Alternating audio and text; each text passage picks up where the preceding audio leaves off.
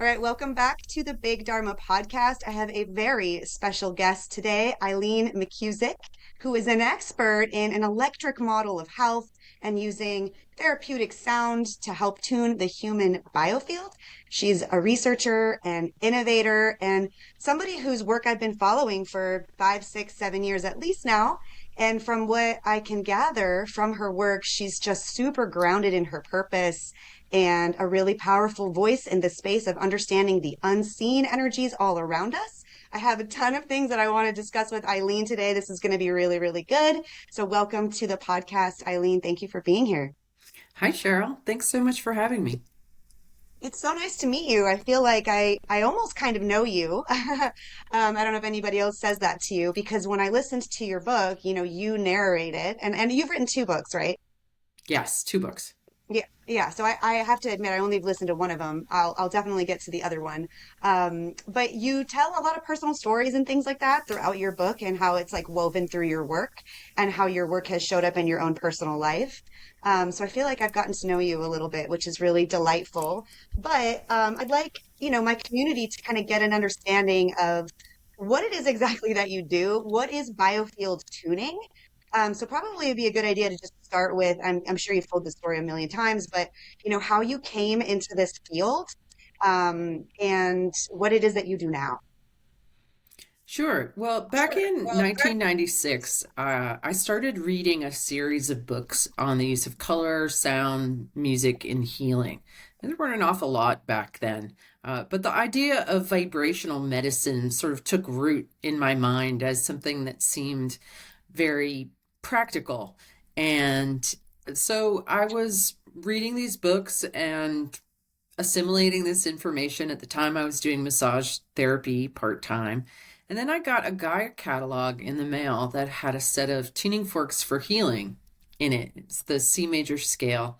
And so just on impulse, I ordered them and I started playing with them in my massage therapy practice. And in very short order, I stopped doing massage and just kept playing with the forks. And now, 30 years later, I'm still playing with them. I never stopped.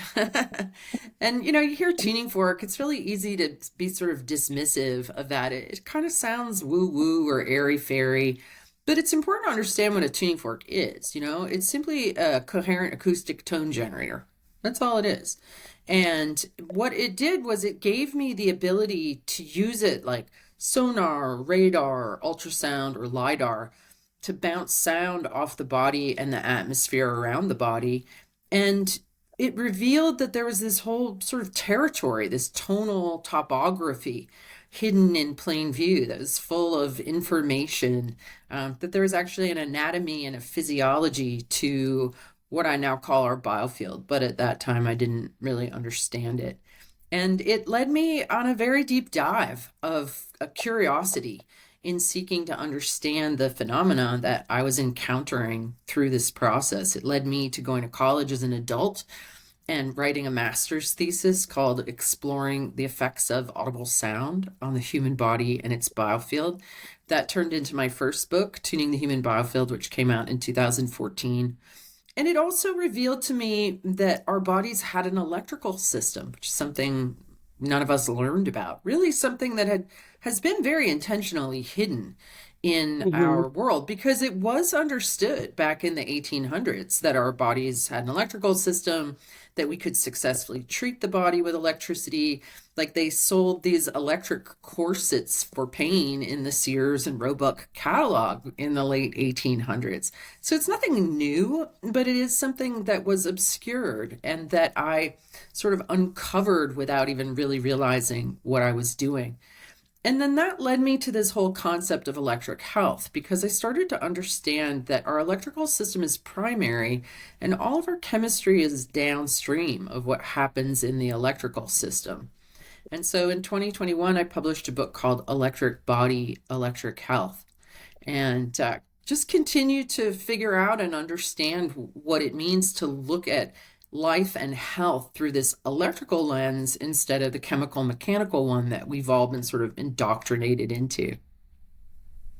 Yeah, we have been indoctrinated into that. And it's interesting because I feel like It's been since Newtonian physics because all of our ancestors had this idea of like a fifth element, in the ether, right? And then it was this whole controversy, and scientists weren't even allowed to say that word, or they would be like immediately discredited, like, oh, you're crazy, because, I just, like you said, think that there's been a very concerted effort to deny the powers that we have when we have a sensitivity to um, the unseen, really. But I think it's the divine. I mean, to me, I don't know how you feel about that, right? But it's source of creation. It's the infinite field of possibility that's around us. I feel like things are shifting now. I wanted to ask, we're going to jump right into some great stuff, but I wanted to ask you about your thoughts on the telepathy tapes and the shift that's happening now in like a greater awareness of consciousness and how that is expanding and what is possible for humans. Where we sit right now today, that would have been a much different conversation, say like even 10 years ago. Yeah, so much has changed in the 30 years that I've been doing this. And I started to notice the change around 2012 is when it started very incrementally. And Yes. last year, I had the really good fortune of being a housemate with Diane Hennessy Powell, who's the scientist in the telepathy tapes. We were both presenting at an event called Confluence. And Hmm. uh, and I was able to share with Diane what my perception is as somebody who's been working in this for a long time, is that there's this sort of paradigm wall that really we've been kept behind, right? Where everything to do with the ether or plasma or telepathy or any what they call psi phenomenon has just been relegated dismissively, arrogantly to the realm of pseudoscience, and anyone who Yep. participates in it is delusional, and a complete ninny, Yeah. basically. And I've been sort of chipping away at that paradigm in my own small way for a long time. But I really feel like the telepathy tapes kind of hit it with a wrecking ball. It's not knocked down, but it suffered, I think, a death blow with Yeah. the telepathy tapes because it reached so many people. And I think part of why it was so popular is because it rang true, because everyone has had the experience of telepathy themselves. Everyone has had that moment where you suddenly think about a loved one and then you get a text from them. Right? Right. Everybody's had that experience. Everybody's been sitting next to a loved one and had the same thought at the same time. So I think that what that did was it validated people's personal experience. And that at the end of the day, even if you're skeptical, your personal experience will carry more weight generally than an authority telling you that it isn't so. Like if it resonates with you, like, If it yeah, resonates with you. that's my experience. Like I feel that, I understand that, I know that, right? Like I know Exactly. that just from being a human, and like it's undeniable. What I have observed is, and I said this to a girlfriend the other day, she said to me, I'm sad. I feel sad. And I said, what if it's not your sadness? What if it's something that you're picking up on in the collective? And like I see a lot of people starting to understand that a little bit. That doesn't mean that we personally can't be sad or have sadness or have our own energies. Of course we do. But I just feel like this idea of the collective consciousness and what the telepathy tapes did to bring awareness to that is really important right now, especially as, I mean, like everything that's going on, the Epstein stuff, like Trump just announced today he's going to release classified files about aliens, and it just feels like the collective is so focused on chaos. And this has been the case, obviously, for years now, but I feel like it's intensifying. And I don't know how you feel about this, but in some way, I believe it's intensifying as like a polarity to the way in which the awakening is also unfolding. It's like this sort of balance of like, we're learning more about our own abilities, and all the while, it's like this oppositional force of chaos is happening at the same time. Does that make sense? That this is escalating all at once, but it's sort of by design, I guess, or sort of the inherent properties of collective consciousness. Yeah. I What's your mean, take on that? there's a lot of ways to look at that. Um, First of all, I think that we've all been, again, indoctrinated into the illusion of separation. That I'm separate from you, that we're separate from God, that we're separate from nature, that discrete particles exist. And so, in that model, things like telepathy don't make any sense because there's no collective medium. But when you start to understand ether cosmology, plasma, the fact that everything is fundamentally woven from the same fabric, that we're all just nodes in a net, and that we are absolutely connected. What Rupert Sheldrake came out years ago talking about morphogenetic fields, and of course was Hmm. dismissed as a quack, even though he's a very solid scientist. So I think that, again, most ordinary people, when it's explained to them in the correct language, resonate with it and recognize it. But there's still so much programming, even in the English language, the way that we were all raised and educated to believe in this mechanistic materialist paradigm. Hmm. And there is no separating ourselves from the collective, especially those of us who are sensitives or empaths, right? That we do feel the collective, and some of us more than others, and some days more than others. And we Hmm. are absolutely informed by it. And I think that, there's two different ends of the spectrum as far as experience goes. There's chaos and there's coherence. There's signal and there's noise. And I think that we're seeing this huge eruption in the noise, which is actually driving people to seek coherence. I see many people Hmm. saying that they're just disconnecting from the onslaught, the madness, and to going outside, being in nature, cultivating their relationship with source, seeking coherence in themselves, right? Sometimes you need to have this opposition. It's a world of polarity. We have to see chaos in its completely exposed form to make us realize what the opposite of that is. And so, yeah, it is by design. There, as much as there's terrible, horrible things that are happening and that certainly have been happening for thousands of Hmm. years, the shadow side of humanity can go into deep deprivation, right? It can become very depraved and very dark.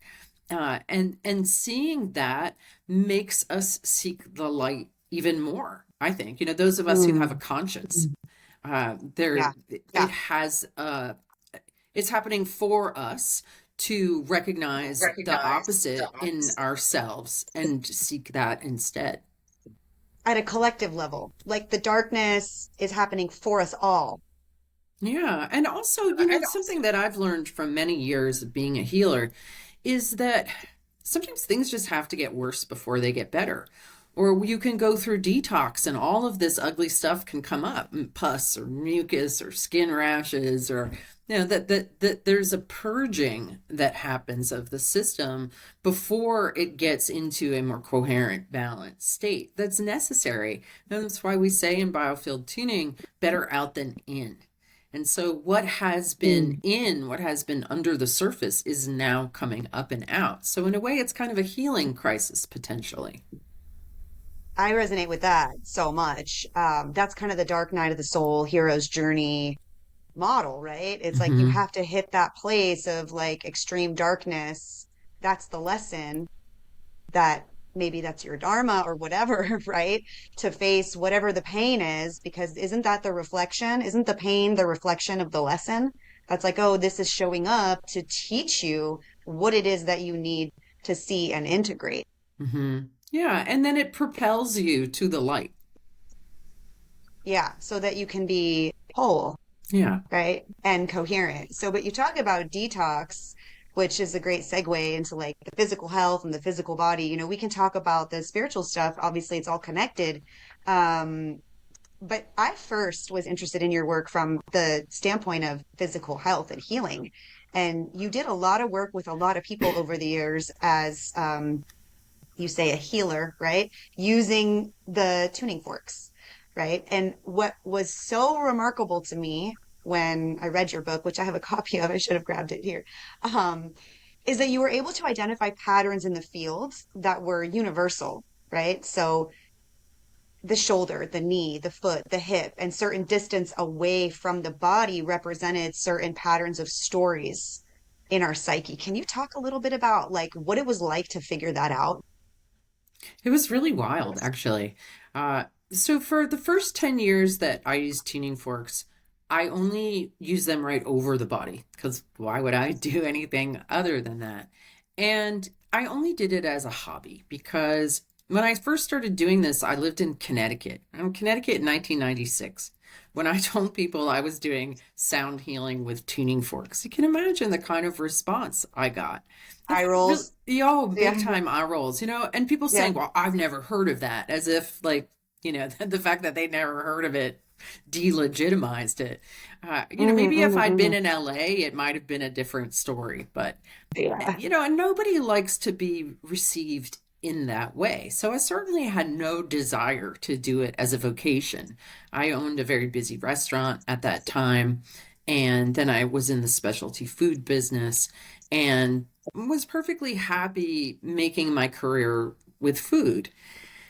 But in 2006, I accidentally discovered that there was sonic and textural phenomenon going on not only over the body but in the atmosphere around the body. And I had already sort of developed a practice of bouncing sound off the body, finding areas where the ping back was in distortion, staying there. And then the body appears to be a self-tuning instrument. So all I had to do was find the areas that were dissonant, incoherent, distorted, and hold the tuning fork there, and like the body would fix itself. It was pretty cool. I mean, it was actually really fascinating. But on this one day in 2006, I found an area of distortion about 2.5 feet away from someone's body, completely by accident. I had been walking towards them, and for whatever reason, I activated the fork long before I got to their body. And it passed through this area of distortion that was so puzzling to me, and I started investigating it. And then from there, well, the woman I was working with had an extremely beneficial outcome. She had been experiencing symptoms that no one had been able to solve for her. And after I started exploring this area, working with that area, she called me the next day and said that all of her pain and discomfort was gone. So that was super intriguing. And over the Yeah. next 4 years, I started exploring the atmosphere around the body, bouncing sound off of the atmosphere around the body. And much to my amazement, this whole anatomy and physiology that was invisible, but the tuning forks made it audible. They let me feel the texture of it. They basically rendered it visible in the same way ultrasound showed me my son's grandbaby in his baby mama's belly, right? It's like you Mhm. can't see the baby, but the ultrasound shows it to you, what's hidden.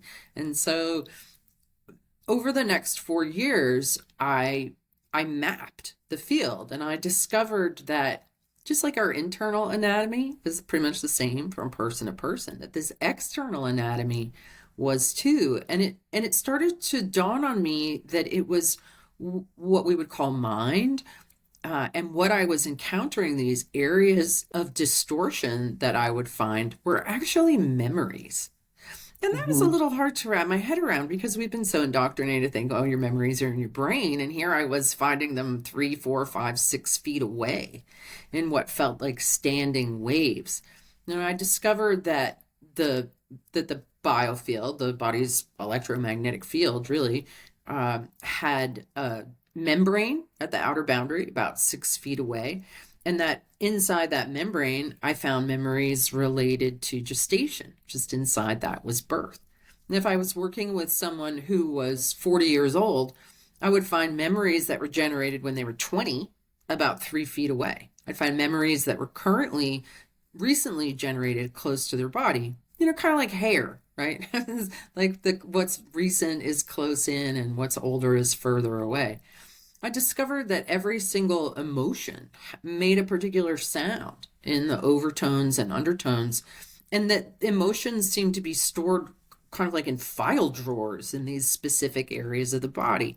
So, for example, I was always finding these sad sounding memories off the left shoulder, and people who would come in to see me who had left shoulder pain had had a lot of sadness, were carrying a lot of heavy, unexpressed sadness, and that it was informing their physiology. And so, what became revealed to me was this model where the body is actually inside the mind, rather than the other way around. And that I was able to actually map the mind. And that's available in both my books, the Biofield Anatomy Map. That's really powerful. I mean, I imagine that when people hear that for the first time, you do using the word mind, it is quite mind blowing to like sort of reorient yourself around what it means to have a memory and emotion and how that can be sort of inverted in the way that we thought. So do you then believe that in order to heal the body, you have to clear that field? Yeah, absolutely. Absolutely, because it's all mind, really, when it comes right down to it. There's nothing solid. Our senses make it seem like there is, but ultimately there's just mind. And the fact that modern medicine separates mind from body is why it's become the largest employer in the country, because we're working in a model that is incredibly flawed and it's not really fixing much because it's poking at the body like it's some kind of meat machine separate from the mind, and it's simply not true. Even people, when they have injuries or accidents, tend to get injuries in areas where they are out of balance mentally and emotionally. Like a good story that I share a lot is a girlfriend of mine who at the time was a massage therapist. She owned a massage therapy school. She was a single mom. She was an adjunct professor at two colleges. And in the Biofield anatomy, the right shoulder area relates to saying yes when we mean no, putting other people's needs ahead of our own, being an accommodator, a caretaker. She called me one day and she said, Eileen, I was out hiking and I fell. Guess where I injured myself? And I said, your right shoulder. And she said, yep, that is exactly where. Right? Because she was out of balance there. Her field wasn't in order. And very often when we get injuries, they're like circuit breakers from the body saying, I can't tolerate this energetic imbalance any longer. And something breaks, something gives way. But as somebody who's treated thousands of clients, almost without exception, I see those things happen in a place where they were very unbalanced in their biofield, in their mental body, their emotional body, their mind. So is that like the pressure from that field just sort of getting closer and closer to the body and causing that like physical manifestation of whatever's in the field? Well, when we're out of balance, let's say one of the really common imbalances that I treat is right hip pain. So many people have right hip issues. Not to say that there aren't left, but I've definitely observed a tendency in this culture towards more right hip pain. And one of the things that I observed early on was I found huge amounts of energy, like 18 inches off the right hip, and discovered that that was related to busy mind, busy body, go, go, go, do, guilt driven, overdoing it. And often a very strong future orientation, the inner taskmaster, the to-do list, the concern about how you're going to pay for your children to go to college, 10 years in the Yeah. future, things that people's minds tend to run on. And when you are out of balance in that way, when you're not in the present moment, because the present moment, we really occupy the midline of our body when we're in the here and Mhm. now.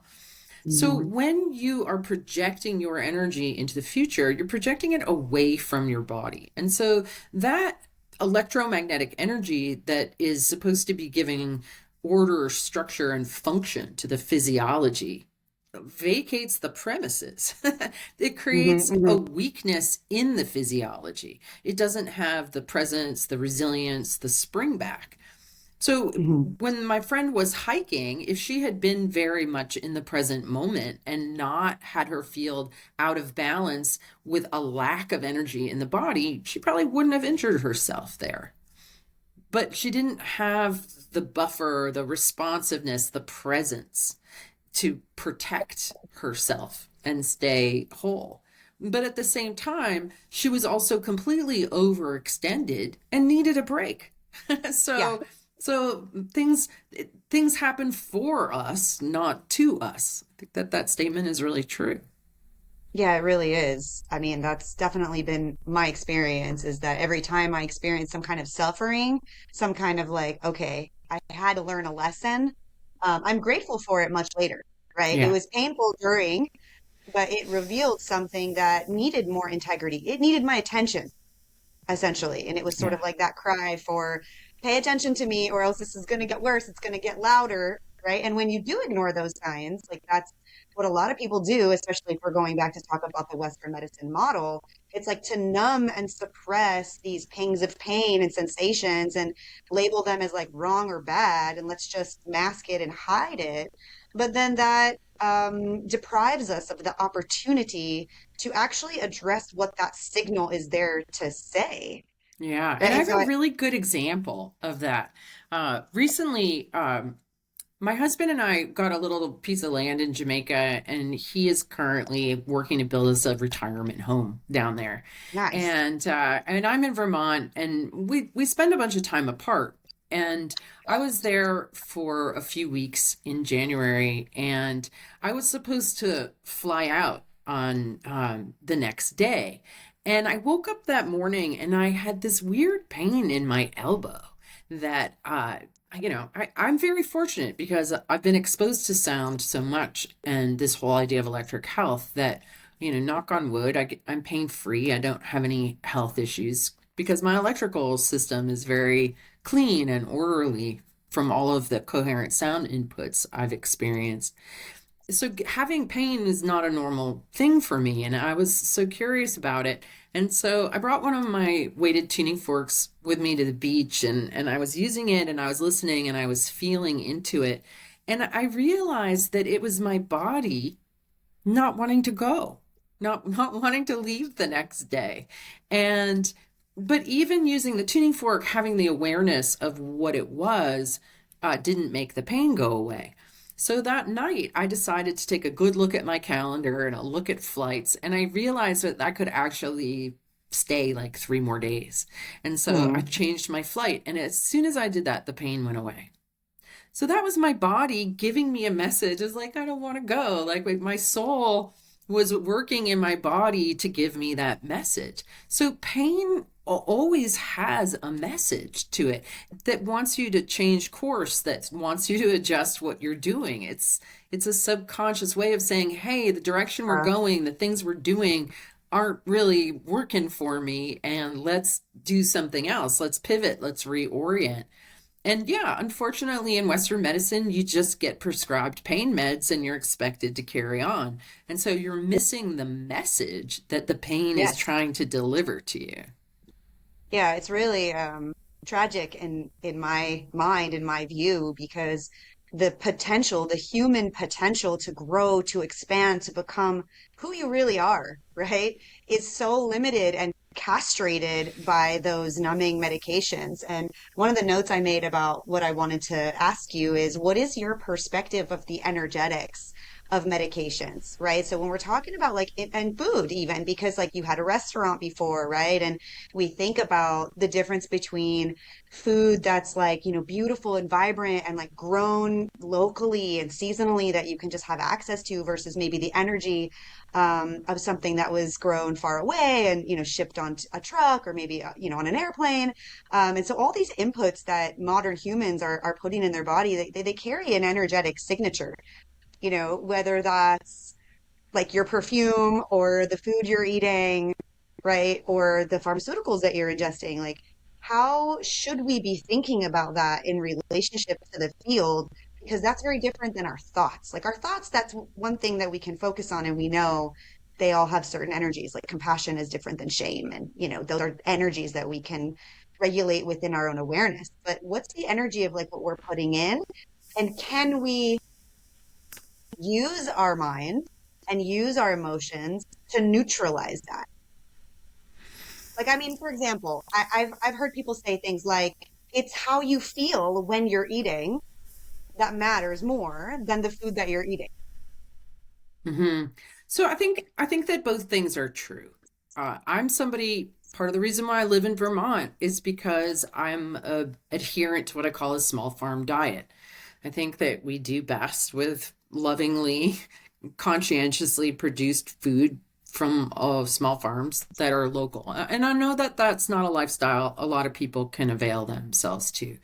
But to me, health is my biggest priority. And so that is how I aim to live my life.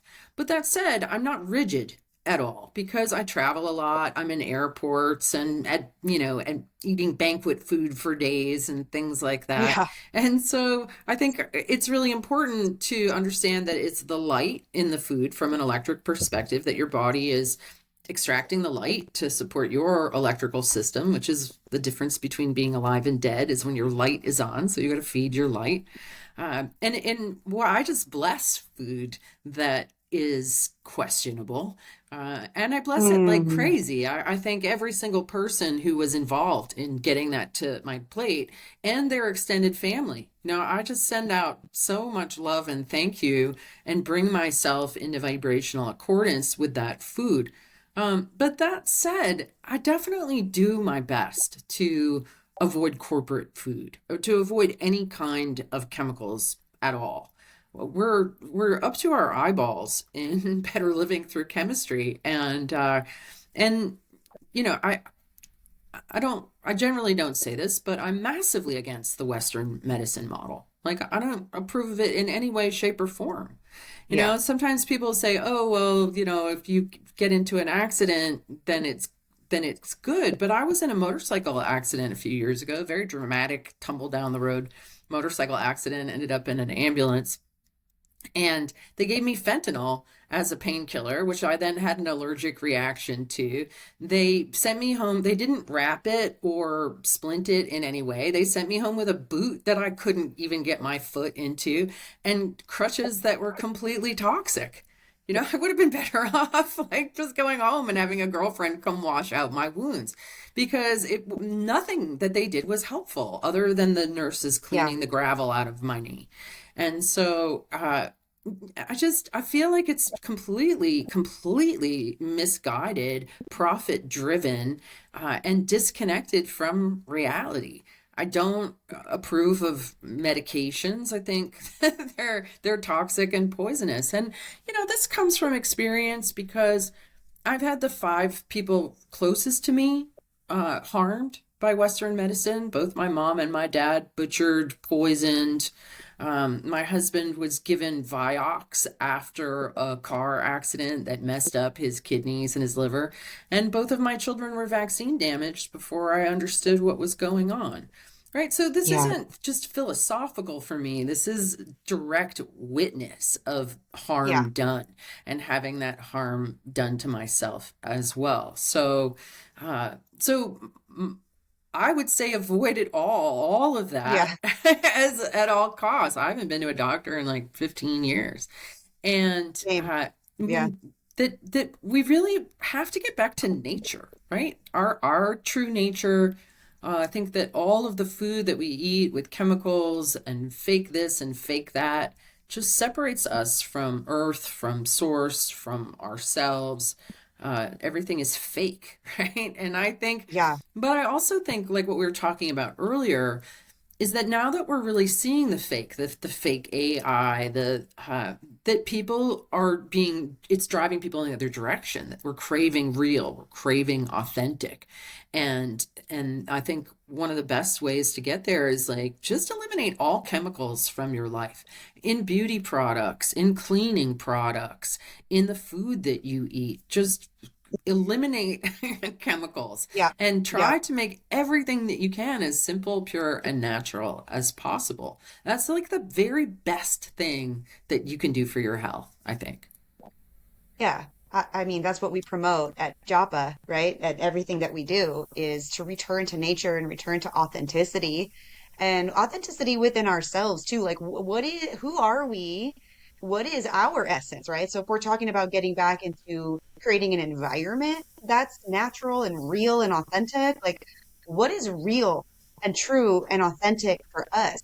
And I think a lot of people are on their healing journey. A lot of people are on their spiritual journey. A lot of people are questioning what they believe and who they are. And one of the things that was a big part of that for me, of the deep inquiry of what is true for me, was accessing my own feminine energy. And a big part of why I think there's so much distortion around that is the number of females that are prescribed birth control pills and how that creates such a disconnect from our own divine feminine energy.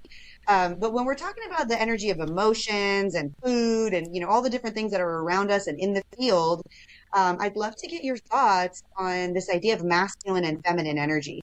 And, how do we find that balance in within ourselves and within the world, right? Especially as like, okay, female entrepreneurs, right? Like you have a big mission on your heart. And by the way, thank you so much for showing up to honor that because your voice is so important in this time. But it can be very tempting to do, go, go, go, perform, achieve, right? And not honor, like the story that you said about your body saying, hey, look, I want you to stay, right? I want you to Mhm. connect with your man. I want you to be here in this place that's, grounding for you. So how do you recommend that people practice that? Because you know, right? Like you felt the elbow pain and you thought to yourself, okay, I need to tune into what this is telling me. But if people are going to learn from this podcast that, okay, I need to be more tuned in to the sensitivity of these signals, how do you recommend people do that and tune into their own truth, their own masculinity, their own femininity, their own messages? That's a really great question. And I would say a couple things come to mind. So, one thing that I do and that I really recommend back in 2017, I've learned so much from my work with tuning forks and about what it means to be in integrity. And I made a commitment to not tell any lies, not even the smallest white lie. When somebody's like, "Can you do Yeah. this?" and you're like, "Ah, no, no, no, no," you're making up some story, right? To simply commit to zero untruths coming out of my mouth, and so that's a start, right? Just don't lie. Don't lie to yourself. Don't lie to anyone else because it immediately puts your field out of integrity. It immediately gives you Mm, a wobble.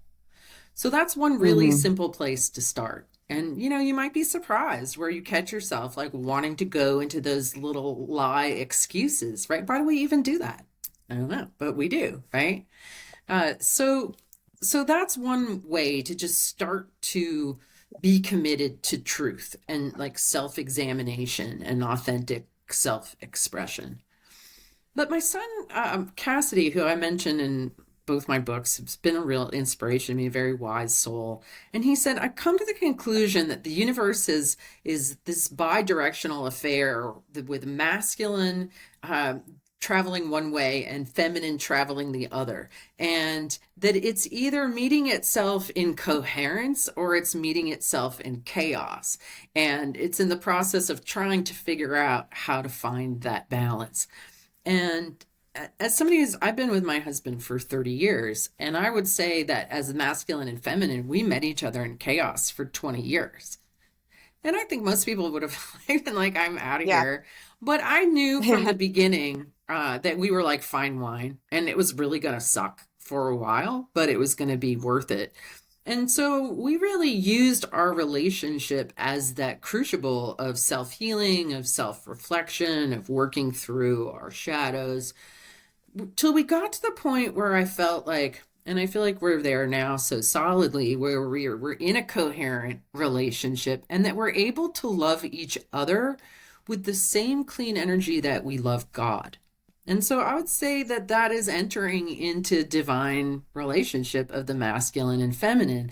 And we had to achieve that within ourselves and then with each other. And it wasn't easy. It wasn't easy to No, do at all. Right. And I no. think that so often, especially in this day and age, when people hit that intersection where turbulence and chaos is happening, that you just want to bail. You're like, forget this. I'm not going to hang It's in there. hard. It's hard. It's really hard. It's really hard. But for us, it was totally worth it to get Yeah. to emerge from the chaos into really amazing coherence together. But there's just so much wounding currently between the Hmm. masculine and the feminine, and so much distrust, and we're downstream of so much trauma. I mean, very few of us had parents who had a coherent relationship. So we don't even Right. know what Or it we're looks like. self-aware.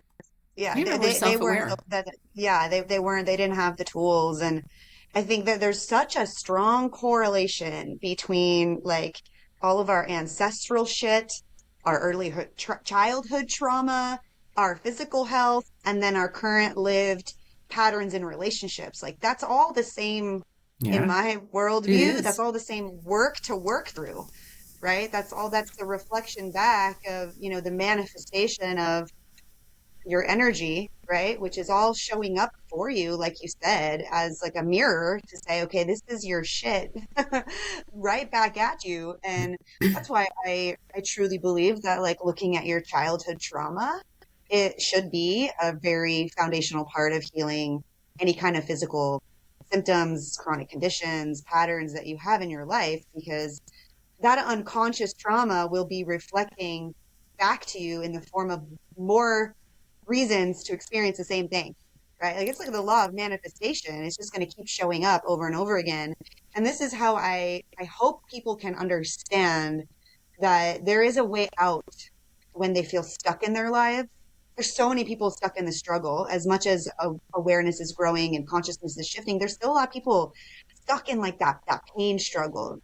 You know what I mean, right? And Oh they yeah. can't seem to get out of like repeating, they can't seem to get out of repeating patterns. So I guess step number one is be honest with yourself, right? Tell the truth. That's a foundation of yoga philosophy as well, right? Satya, like honesty, right? It's in the very foundation of the philosophy of yoga. What would you say is step two to get to unfuck yourself, right? Like to Mm-hmm. move forward and we could call it like integration or realizing your triggers, healing, shadow work, right? Like there's all these different ways to describe it. What's your perspective on like, okay, you make a commitment to be honest with yourself. Do they just need to get a tuning fork? Hmm. Well, it does help. I mean, that is ultimately what really got me unstuck. And I would say that, and I've said this many times, that the number one thing that I treat is stuckness. And that's why people go looking for help because they're stuck. They can't get out of their own way. But what people don't realize is that it's a wiring issue, that this is all electrical in you, that the wires and the tracks that got laid down early become the tracks that you wire around. And that your subconscious mind is energy flowing along these particular pathways that were created before you were even aware of yourself as an individual. So that it's sort of like a sea turtle trying to get itself out of fishing line. It's extremely difficult to Yeah, rewire yourself from the inside and to bring your subconscious mind and your conscious mind into alignment. And that is, I spent decades in the self help world trying to fix myself and finding myself going round and round in the same circles, even though I spent lots of money and lots of time on programs and books and this and that. I was still stuck. I was stuck in talk pain. I was therapy. talk therapy, yeah, all of it. I was stuck in pain. I was stuck in debt. I was stuck in strife. I was stuck in struggle. I was stuck in drama, poverty consciousness, miserable digestion. Like I was stuck in all of it. And it wasn't until 2010 when I started training my first group of students in biofield tuning and then started receiving tuning myself that I Hmm. started to unwind the wiring and the patterns of tension that were keeping me stuck. So I have a very different health philosophy than most people when it comes to like, well, what is it that makes us sick? What is it that makes us stuck? I've observed its patterns of tension. And that is the recoil from your abusive parents, from your toxic environment. Every time you've had a micro or macro trauma, every time your sensitive self got assaulted energetically in some way, there's a contraction, a pulling in, a retraction that inhibits the flow of consciousness, inhibits the flow of blood, of lymph, of energy through your body. And it gets you stuck in what Yeah, are literally patterns of tension. And so, what biofield tuning does on this very, very fundamental level is it helps you to relax subconscious tension. It helps you to start to release and relax the places where you've been holding yourself in, and electricity has not been flowing properly through your signal. Electricity has literally been stuck in these patterns of tension. And so, when you start to induce flow into the signal, you start to have the experience of getting unstuck.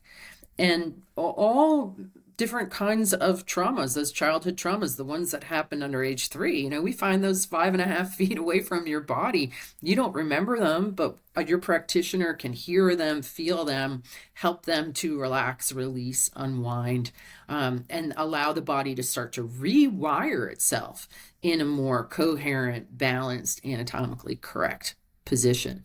It isn't like one and done. Depending on how No. old you are and how much trauma you've had, it might take a while to undo all the knots in your wiring and get things flowing again. I've had the good fortune of receiving many, many tunings and conducting group tunings that I put myself in.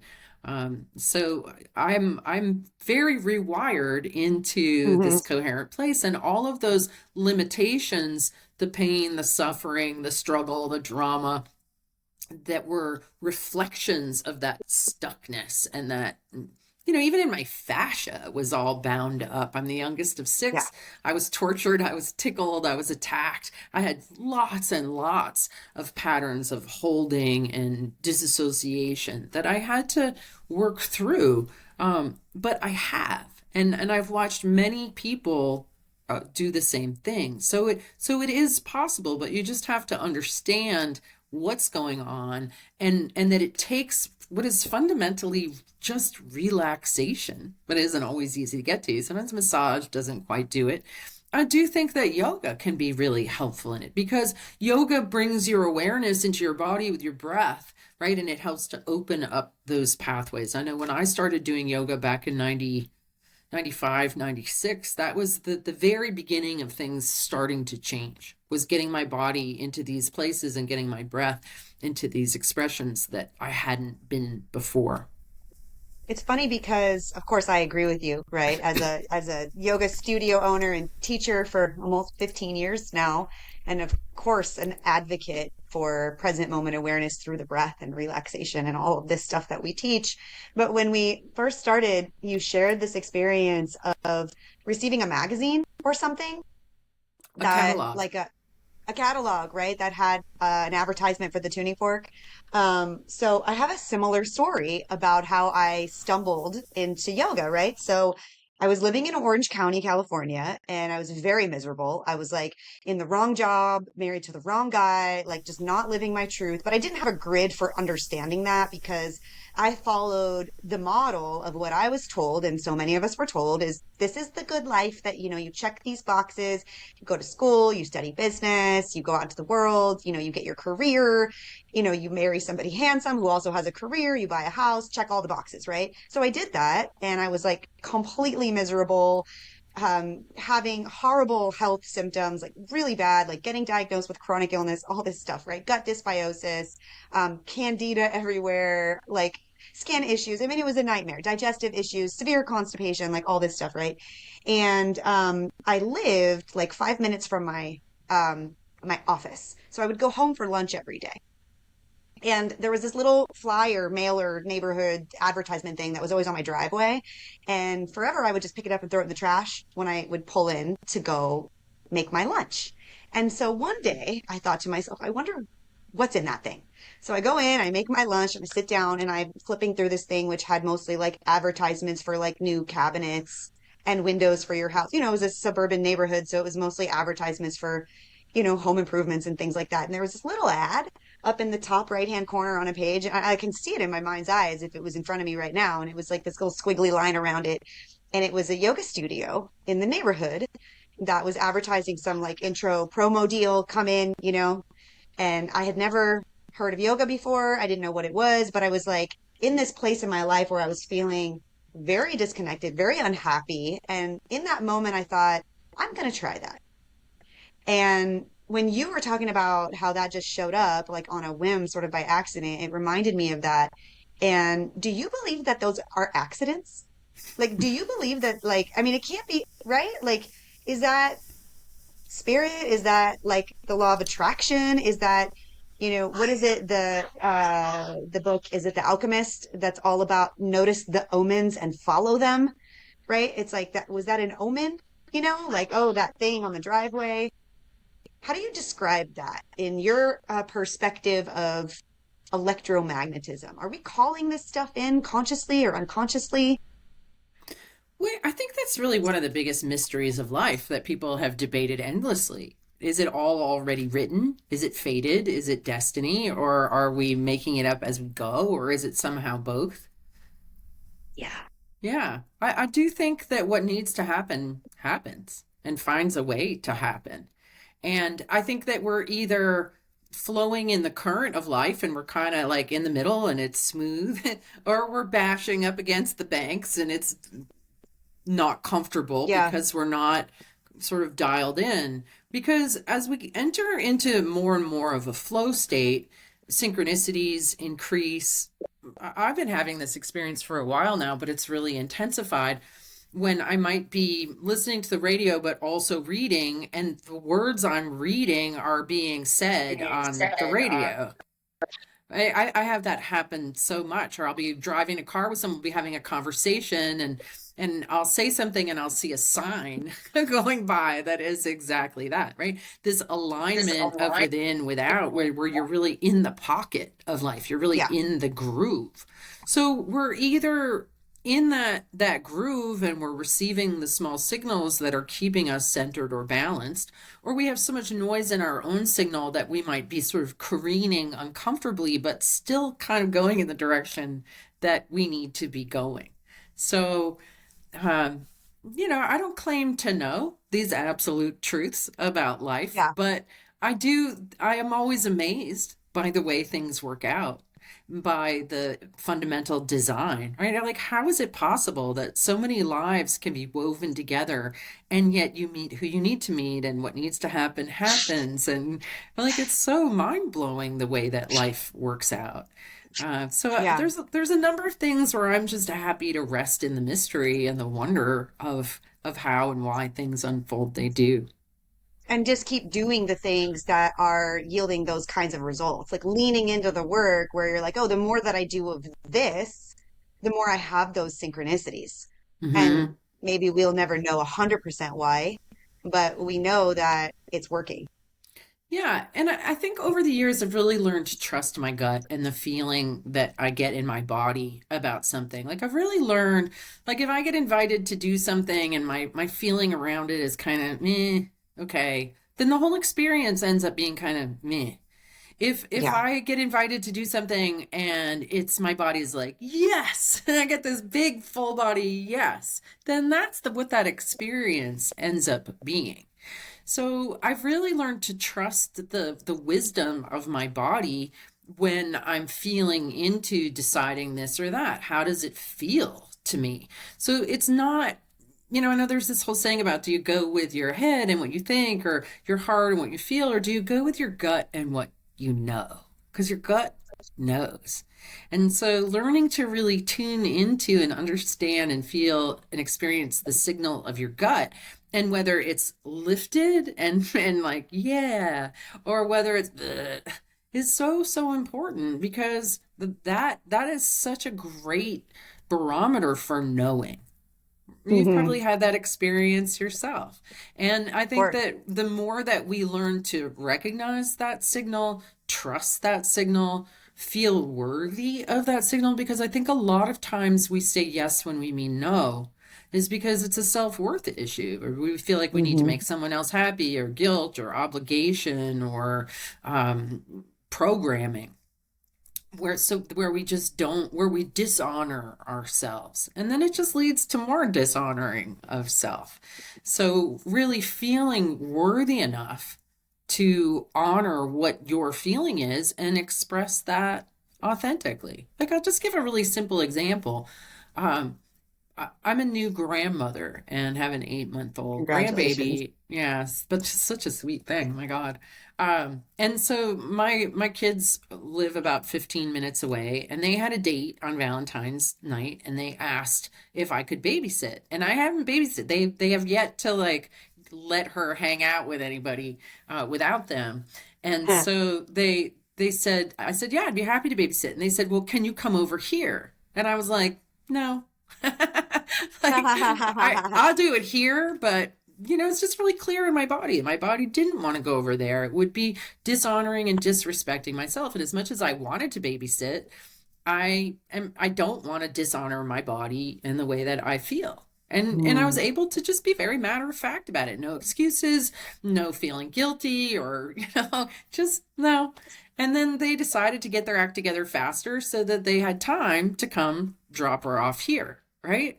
So that's that, just being authentic, being clear, being unapologetic about whatever your truth is that you feel and know in your body. You save yourself a whole lot of strife if you can be in tune with that and honor that. It goes back to what you're saying about honesty. But you Yeah. first have to feel it within Yeah. yourself and tune into that within yourself. We live in a world where we are so overstimulated and distracted by so many things outside of ourselves that we don't have that time. We haven't been taught to prioritize that ability to go inward and to actually inquire and feel and notice, right? Like what is even there for Yeah. us. And what I see happening a lot is people, and I'm not opposed to the use of plant medicines and psychedelics, but what I see, I think there's a right way to do it, but people are shortcutting that process, and they're just taking these doses of whatever entheogen that they, are called to take, whether it's ayahuasca or psilocybin or this, ketamine is very popular now, um, to sort of get that massive exposure to the other realms, right? It's like drop right in, blast right into like all the patterns and all the energies. And, maybe they're even going to have a synesthesia experience where they're actually seeing the vibrations and hearing all that stuff. Um, I personally felt the call to experiment with psilocybin after I had had psychedelic like experiences in sound bath, in meditation, and in yoga. Like I had already endogenously gotten there, like doing these practices over time, having these like deep out of body experiences and seeing shapes and visions. I mean, I think that's the ideal way is to sensitize yourself to these energies first. But do you have a point of view on plant medicines and the energy that they can give you access to in this Yeah. way? Yeah. Well, I know that, the very first time I did mushrooms when I was like 17, it completely like blew my mind that the world could be perceived in that way. I did acid for the first time when I was 18 and it completely changed my life. Like I had such an expanded, high, incredible experience on acid that first time. And I remember thinking, wow, like I've achieved enlightenment and now I'm going to be this way for the rest of my life. I think that's a problem. Some people think that, Yeah. Yeah. Yeah. And then the next day, man, I contracted back down to like the size of a pinhead.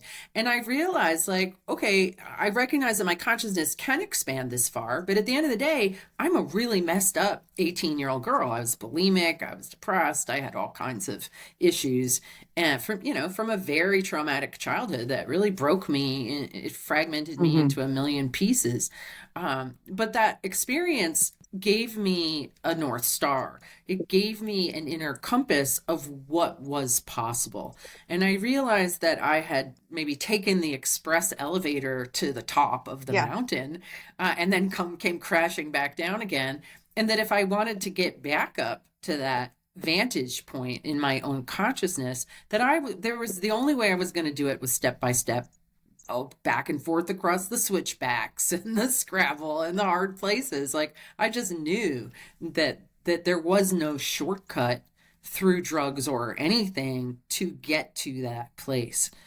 And over the years, I've experimented with various other things. I've done ayahuasca a number of times and found it to be really helpful.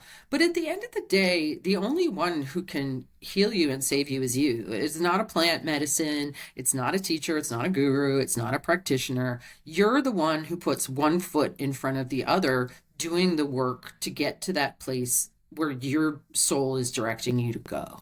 And there aren't really shortcuts. There are, maybe like little secret passages that create openings and insights, but they don't stop you from having to do the work. and that they don't always necessarily rewire you, right? Like my experience with acid was so expanding, it blew out past all of those tangles in the wires. But when I came back down, it did not take them away. They were still there in my own electrical system, the fragmented, dysfunctional mess that I was. And it's taken painstaking dedication and commitment and a lifestyle to put myself back together again, to become whole, to become healed. And yeah, I wish there was a shortcut.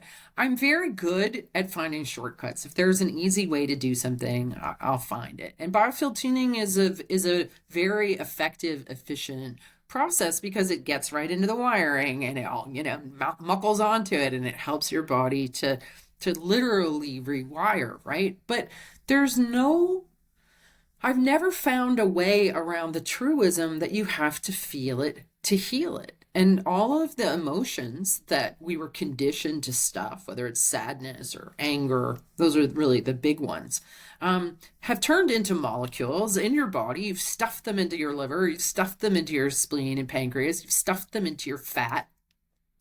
And that the only way to release those molecules from our body, from our mind, is to actually be willing to feel what's there. And it's not comfortable. And it often involves some kind of detox. I've been through like all kinds of crazy detox in my journey, but that has allowed my body to become healthy. That when you are sick or you have some kind of symptom, that's your fish tank's not clean because you have too much tension for your body to adequately hygiene that particular area. And in the process of sort of scrubbing out, I mean, this is something when I first started doing yoga that I was really confronted by, that when you go into plow and your big soft belly is hanging in your face and it's loaded up with all the sadness that you buried under sugar, those feelings come up and they are not comfortable. And especially if your MO has been to stuff down, when the sadness, the anger starts coming up, the first reflex is very often to just stuff it back down again, because that's what our parents told us to do. Stuff it. I don't want to hear it. I'll give you a reason to cry. So many of us have just been programmed to be like, "Meh." And then, addiction has nothing to do with whatever it is you're choosing to be addicted to, and everything to do with the unmanageable emotion that you're seeking to stuff. This is not about the substance. It's absolutely about the emotion that you're trying to manage because you don't know what else to do with it and you're afraid to feel it. So I do think, just coming back to your question, that any of the plant medicines can be helpful. They can give us insight. But they also, like, there's only so much I think that you need to do and you get the message, right? And then you keep it, like, I have no desire to do mushrooms anymore. I'm like, why would I put poison into my body? I already been there and done that, learned that lesson. Yeah. You talk a lot about language in your work. And it was for me, sitting through, I don't know how many at this point. Let's do the math. It was 1 to 2 a month for like 6 or 7 years, however many that is, 12 to 24 a year times, 6 or 7 years, that it wasn't just the patterns of my self-belief and my perception of the world around me that changed, but my language also changed. And I don't know exactly how to teach people that and how powerful that changing your vocabulary can be, and the words, like the abracadabra means I create as I speak, right? But it's a consequence for me of doing the work. Has that been your experience? Because I know you do talk a lot about the words that we use and the language that we use to describe our experience being powerful. We're so powerful with our word, and that's been really obscured and hidden from us, just how powerful our word is. And as a consequence, many people use their word very irresponsibly, whether it's through what they think or what they say. And that's intentional, right? Again, this sort of hijacking. If all people are doing is talking about how they hate this particular politician, like, wow, what a waste of your creative power. And So yeah, I would say I've become very precise in the way that I allow myself to think and speak, and also the way that I frame things. For example, in the spiritual community, there's a lot of talk of ascension and going from Mhm. 3D to 5D and raising your vibration and high vibes. And I don't use any of that language because I've observed that it takes people up and out of their body. It takes people up and out of this moment. It's a carrot and a stick. That the real work is boots on the ground, here and now. Make 3D better. We're not freaking going anywhere except right here, right now. Yeah. And that coherence and uh, regulation is actually very centered. It's not a high state. High vibes, how does that even make sense? Like higher vibrations are faster vibrations. Like, what are you even talking about? What are you talking about? I think it comes from the idea of moving from the survival center. So if we're looking at like the chakra system, I think that it comes from the idea that we are, so many of us, oriented towards survival and safety and being destabilized and not trusting in life, right? And having that center of fear be the lowest chakra, that if you are able to elevate yourself out of that place, then you are ascending, essentially. Yeah. I don't know if, yeah, I Yeah, think no, that's, I get that. But what I'm saying is like, why don't you just harmonize that root center? Like get your vibrations in tune. Don't try to rise above it. Like there's chaos there. Okay, bring it into order. This is part of being human in this world is every single one of my energy centers is divine and is part of the whole. And I want my root chakra to be open and, grounded. I want my sacral center to be sexy and juicy and creative. I don't want to escape there. I want yeah, it all to be in balance, in harmony, in tune. And I think that this is one of the misdirects of spirituality is this kind of like, I'm going to kind of go rise above. It's like, no, we're here to be yeah, human. We're here to have the messy experience of being human. And as it is, so many sensitive people struggle to have their feet on the ground. That kind of language just reinforces that wanting to go up and out, or this is so unpleasant, and I'm just going to, ascend to the next dimension. I'm going to wait to ascend. It's very, disempowering. It's ultimately disempowering and not really real. I'm very interested in what's practical, what's real, what's nuts and bolts, and what's really happening. Because what hmm, I find is that when I'm really truly in a place where I'm dialed in, my awareness is in my solar plexus. I am literally centered. My mind is quiet. I feel a sense of connection to my environment. It's a centered thing, not an upper thing. And this sort of yeah, hierarchical, higher is better, higher vibes are better. I don't find it useful at the end of the right. day. Whereas when we talk about being regulated, being coherent, being grounded, being present, right? All of that is useful to people.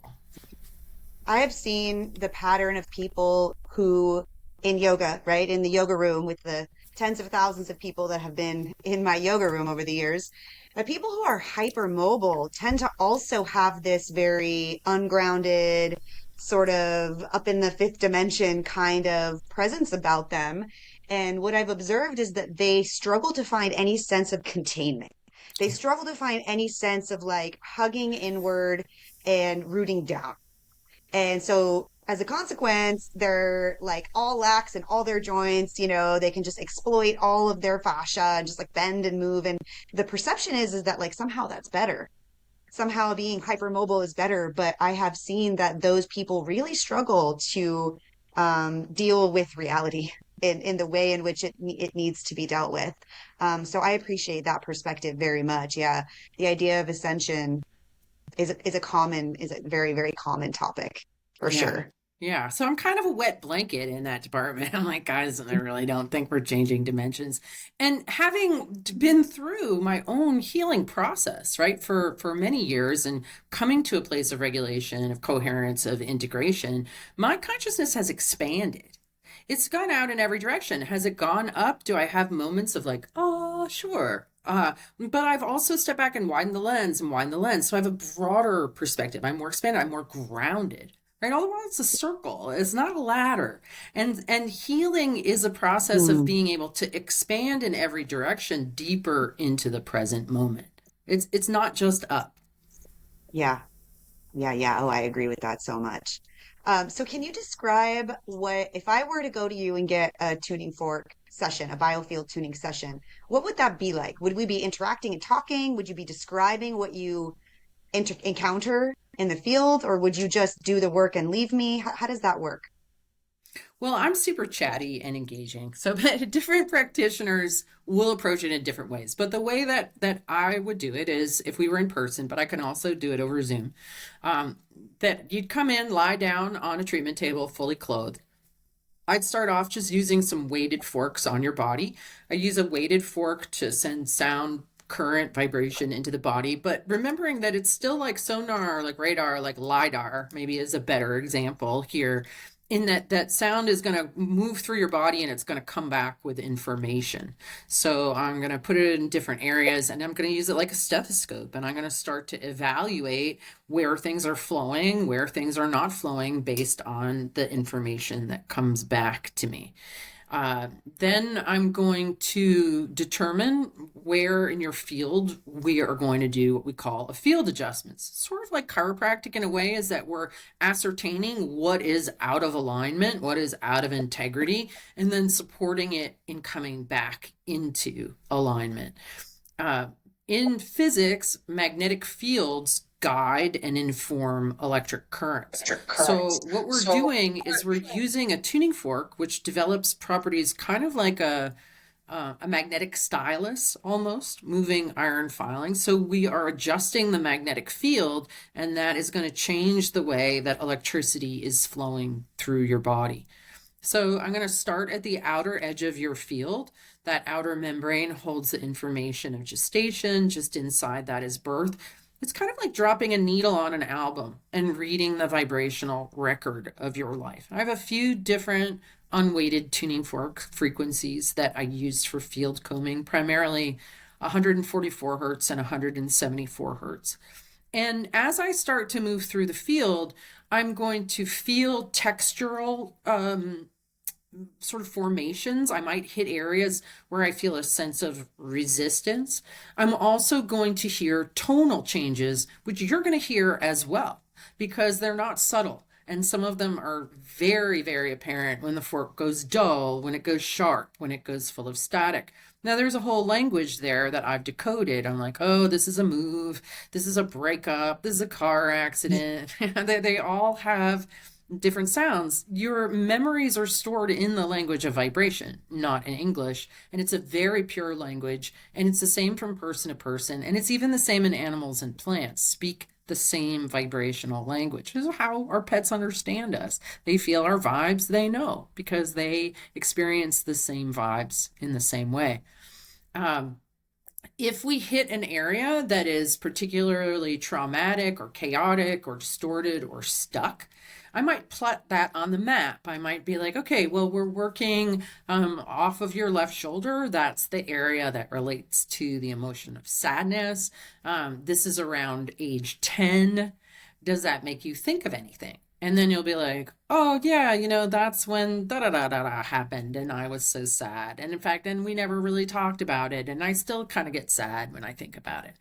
And so we'll just hang out there in that tonal anomaly. The tuning forks are resonating with that distortion, but the tuning forks are acting like a mirror, right? They're reflecting back to the body and the body's organizing intelligence that you've got noise in the signal over there.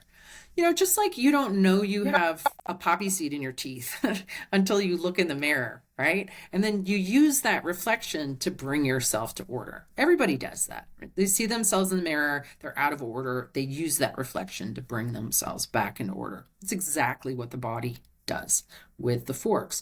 So it's getting this sort of biofeedback reflection of what's going on, but then it's also providing the body with a clear tone, the steady rhythm. It's like a metronome, so that the body is able to balance itself tonally and rhythmically off of that reflection.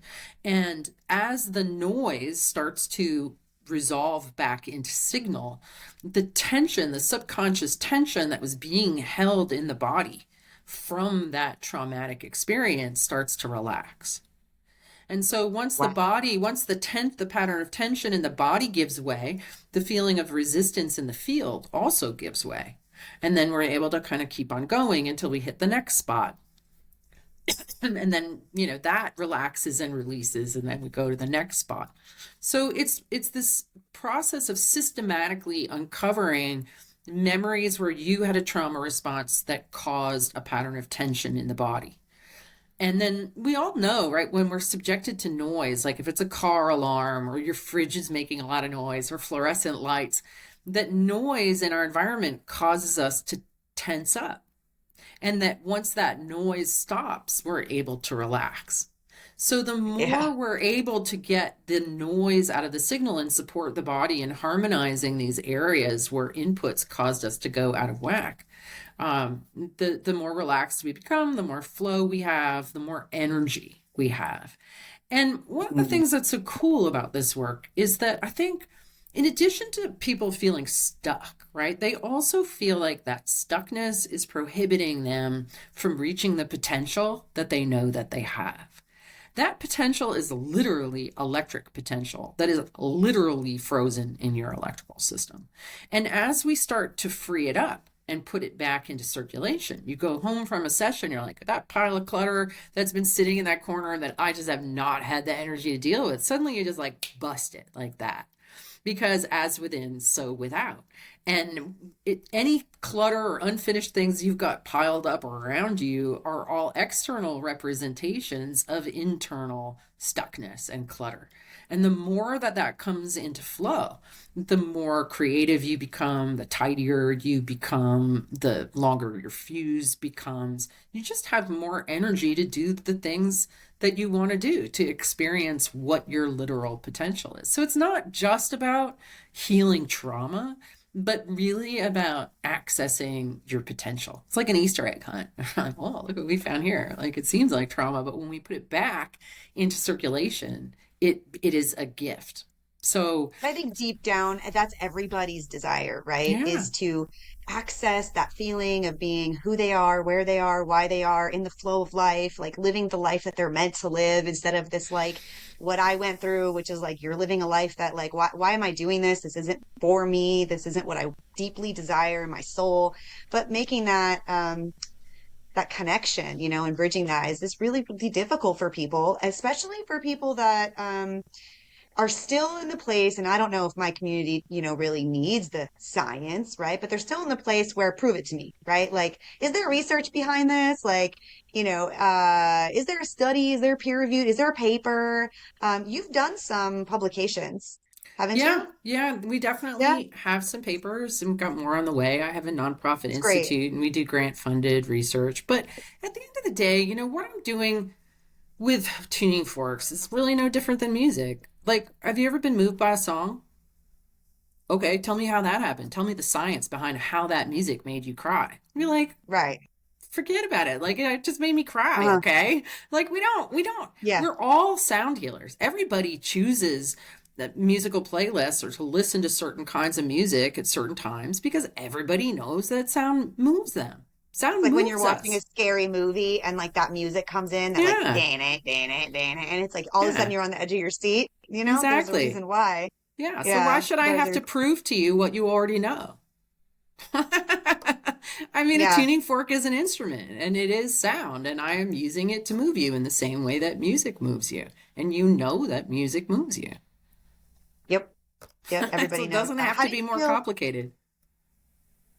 I love that, right? And so how do you feel about the difference between 432 and 440 hertz and like that whole story about how it was intentionally shifted to 440 because it's dissonant and it's going to disrupt human consciousness and make people more agitated. I mean, that's a story that a lot of us have heard. Do you have a point of view on that? I mean, yes and no. I'm not a musician, right? I'm a sound therapist. Although I am a musician, I have an album coming out. I am a singer, but I don't play any Really? instruments. Yeah. Oh, Um, that's exciting. Yeah, it's exciting. It's this work that I do with the Brothers Korn. It's called Sing the Body Electric. And we developed a system of 42 tones that resonate in very specific areas of the body. And they're all like baby sounds, like goo, gee, pa, ma, wa, ga. Like And seed syllables, kind of? yeah, they're like seed syllables, but they're not based in any other tradition. It's something that the three of us completely made up. We put together 42 different sounds in what we call tones and demitones, and we sound them in zones, and we do it radiantly and resonantly. But we ended up creating songs with them. And this album we have coming out is called Rock Mantras. And they are songs of tones, but with drums, bass, electric guitar. Like they're more rock and roll. We didn't really concern ourselves with 432 or 440. I don't know. It's just kind of a non that whole argument to me is sort of a non-issue, because I don't think that music played in 432 has like these amazing healing properties that 440 doesn't, right? Because so much of whether music is healing has to do with the intention, the consciousness, the presence of the people who are creating it. And you can have an extremely conscious, coherent person broadcasting, creating music in 440 that's going to be far more touching and powerful than some newbie who's only just going through the process thinking that 432 is like the magic sauce, right? Yeah. And besides, it's a really limited argument. Western music is super limited. Like there are Yeah. infinite tones. There are infinite possibilities for tones. To get hung up in A as 440 or 442 or 444 or 528, like who cares? There's a million ways that you can arrange music. Indian music has all of these semitones, and it's like a completely different world. So I think that getting stuck in that and is really just kind of narrow, and that It's a there's limiting more. belief. Yeah, it's a limiting belief. There's just way more to the picture. And, like in this album of Rock Mantras, Isaac and Torald and I have all done a lot of healing work. And it's in our voices, it's in the realness of our expression, of the production, of our intention. Whether it's in 440 or 432 has nothing to do with the power that's inherent in these songs. I can't wait to listen. Yeah, I can't either. When is We're it coming almost out? done production.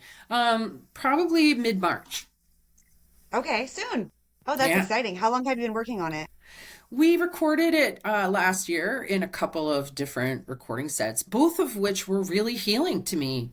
Just recording this album, I had very profound healing experiences. So I'm so curious what it's going to be like for other people. And what I really love about the rock mantras is a lot of healing music, first of all, is very kind of new agey. It's very light and flowy and it wants to make you feel good. But healing happens when we go into the rub, into the discomfort, right? Like that in a Biofield tuning session, it's very likely you might cry or have like a wave of pain go through you, because we're going to get into that gnarly stuff. You're going to be uncomfortable before you become comfortable. And so this album kind of describes this arc of feeling okay and then going into discomfort and then expressing discomfort and then moving back down into a more coherent space on the other side. And I think it's really easy for people to tone. You can sit around and go, and it doesn't really challenge you too much. But to go from toning to singing songs with words is a really big step for people.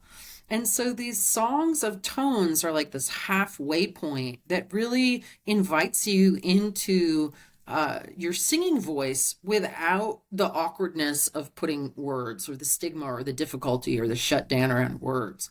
So it's a way to express feeling with meaning and structure, because every tone comes from a certain place of the body and relates to a particular emotion or feeling, without having to wrap words around it. So it's an incredibly liberating, it's a very new model. Like there's nothing else out there like this. Yeah. Like this album that you're coming out with? Yeah. Yeah, I mean the whole idea of we made up our own language and then we took this whole idea of mantra and added it into like rock and roll.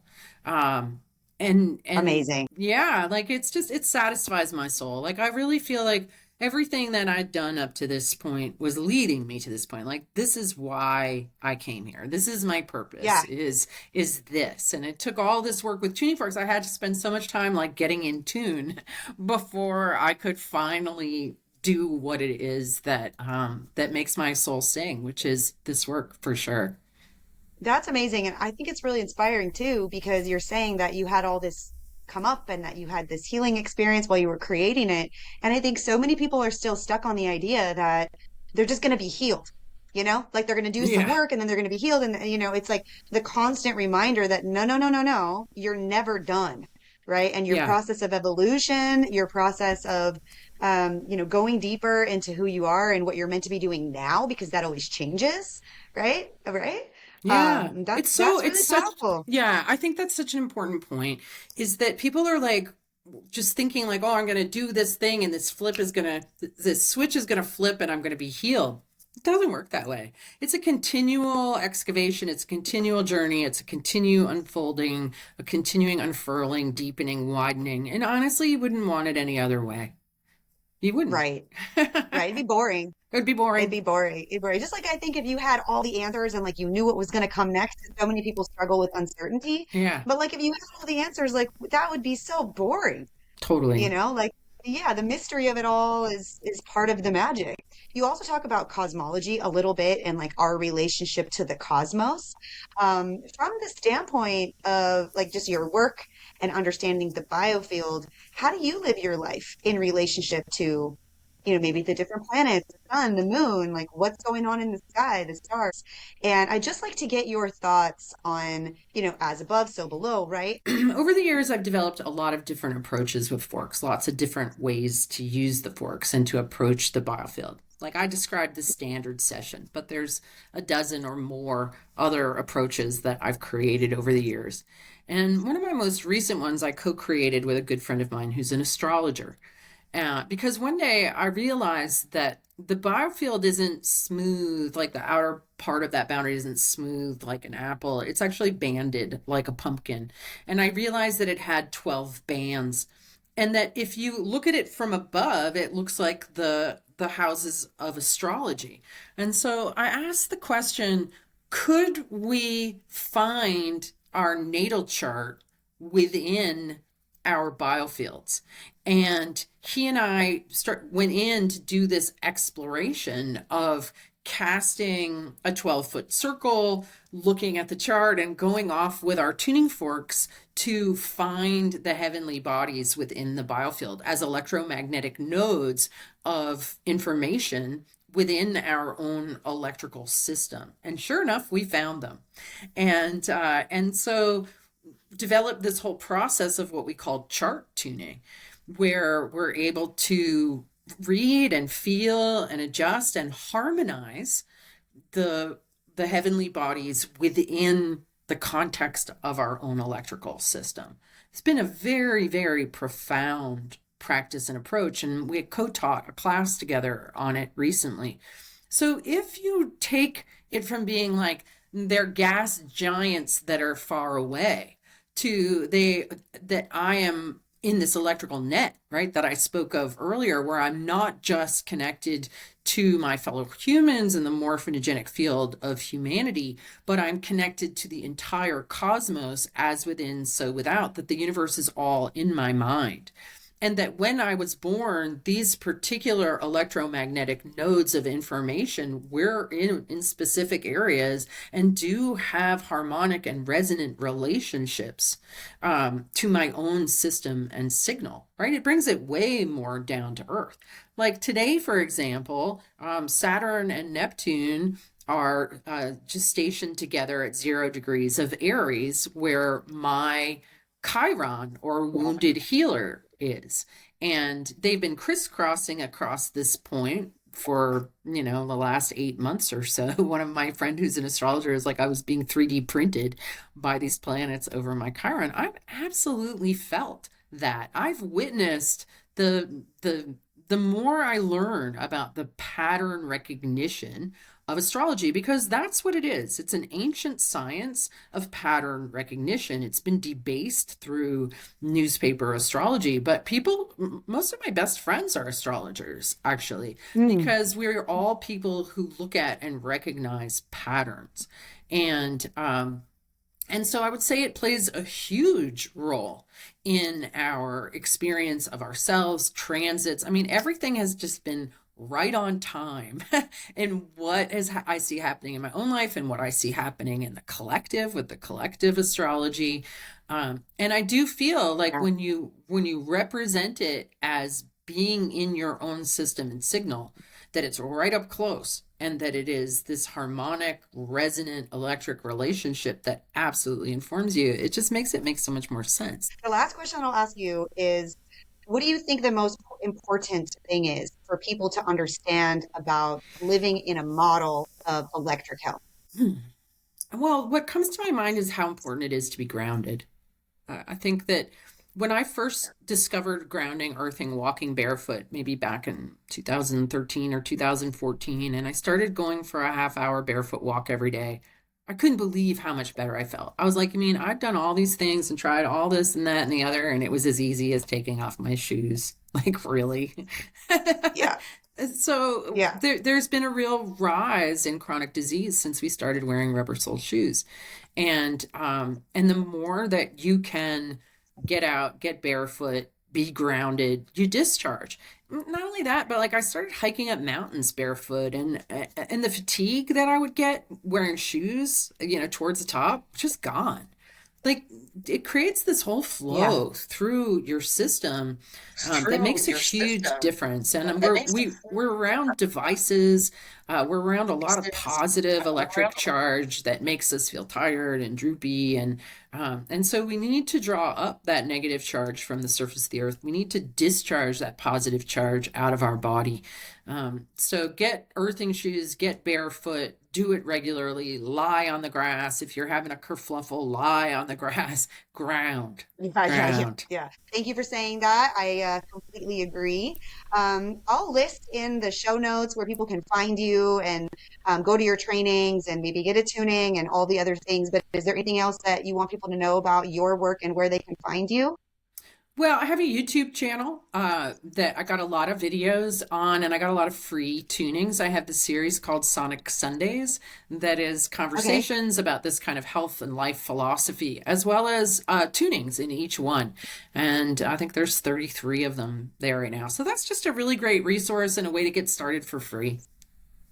Thank you so much for your work, for your voice, for, showing up and having the courage to approach this work in this crazy world that thinks it's, woo or whatever. You're definitely doing really important work. Thank you. Thank Yeah. you. Yeah, you bet, Cheryl. Thank you so much. Take care.